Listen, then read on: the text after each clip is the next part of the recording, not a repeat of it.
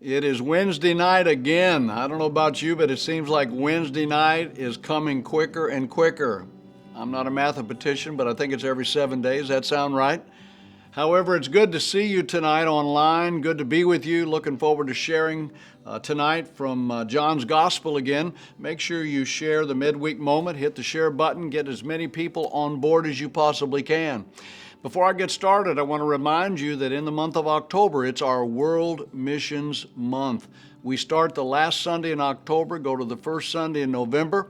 Our project this year is training leaders and building churches in the country of Ecuador, and I am really super excited about this. I would like to give you an invitation.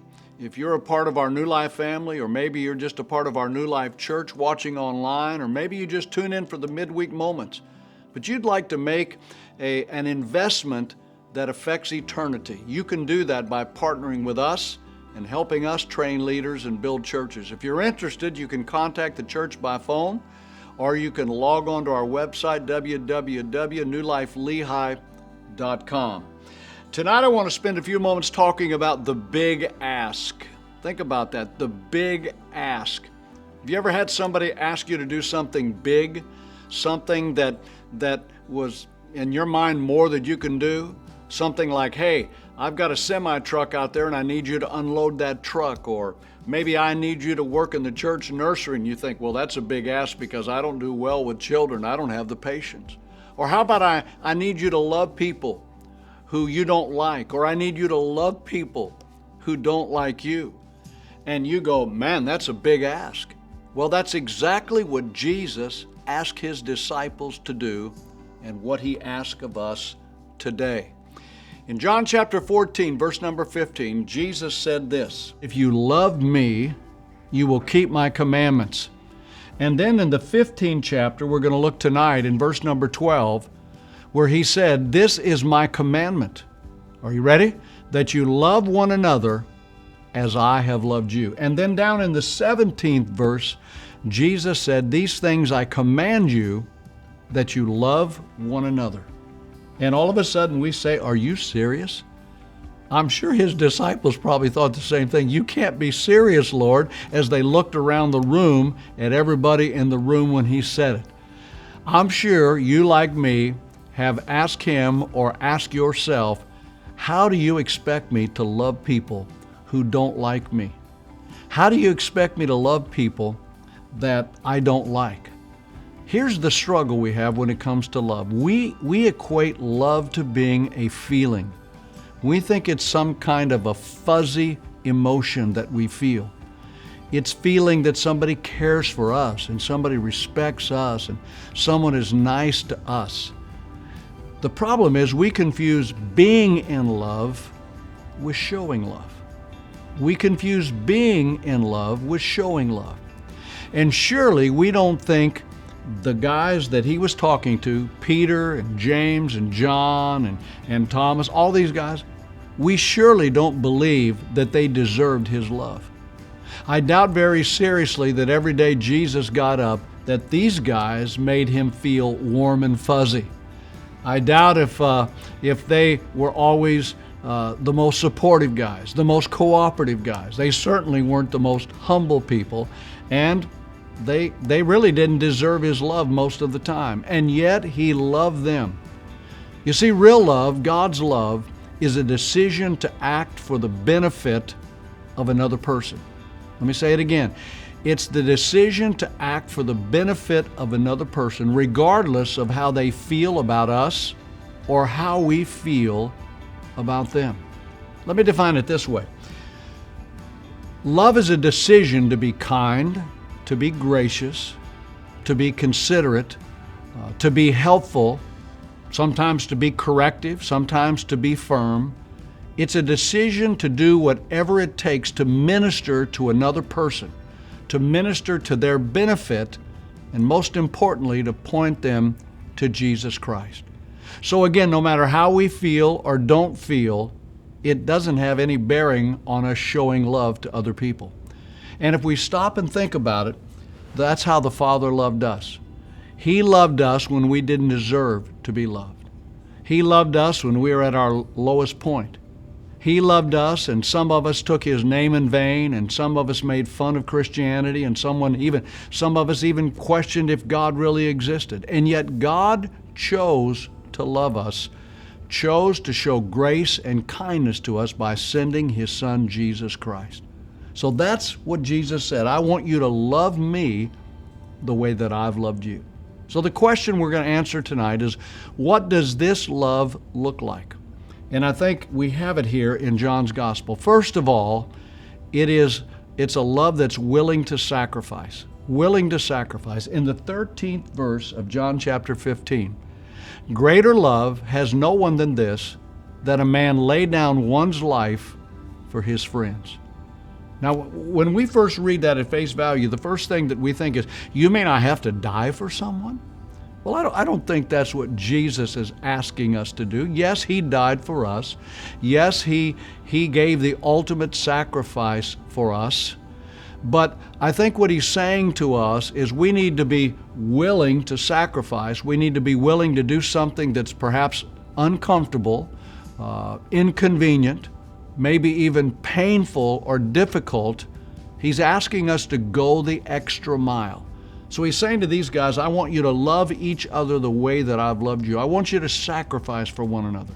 I want you to be willing to go the extra mile. It has nothing to do with how you feel about each other. It has nothing to do whether you like somebody or don't like somebody.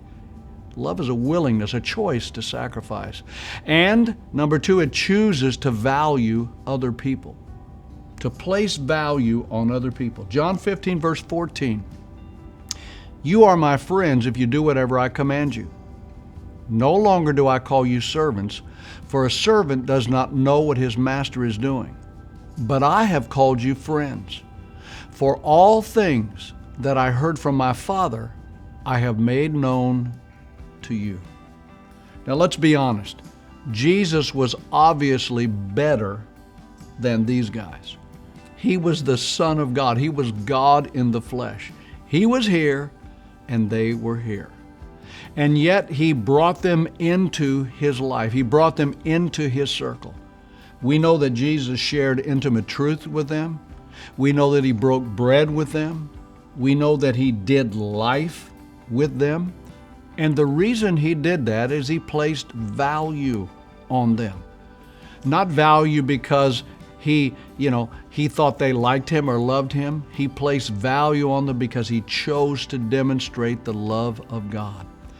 It's important that we treat people with value. It has nothing to do with people looking like us, people thinking like us, people believing what we believe, people liking what we like. There are times in our life that we have to recognize the differences and the diversity that we have with other people, even within the church. And yet we have to be willing to love them, to show love to them. And that's why here at New Life, I'll just put a plug in, small groups are important here at New Life. We have Sunday morning small groups, we have Wednesday night small groups, we have groups that meet throughout the week. And the purpose of that is so that we can get to know one another, that we can meet people, that we have an opportunity to understand people, the differences that we may have, to place value on people. It's an opportunity for us to show kindness and be encouraging and share the truth of Scripture. That's what love is. It's choosing to be kind and gracious. And the third thing we know about this kind of sacrificial love, or this kind of love that Jesus had, is it's willing to embrace the call. In the 16th verse, Jesus said this, "You did not choose me, but I chose you and appointed you, that you should go and bear fruit, and that your fruit should remain, that whatever you ask my Father in my name, He may give to you." Jesus is talking about recognizing that we have been called and we have been appointed. I chose you and I appointed you. That little word appointed means to set, to put, to place somewhere. So I like to think of it this way. God calls us. When we give our hearts to Jesus Christ and we become a family of God, the calling of God is on our life. We are called to serve. We are called to point people toward Jesus. And sometimes He appoints us to a certain place in our life. You know, I feel like I was appointed years ago to come to Lehigh Acres. I was appointed to be the pastor of this church.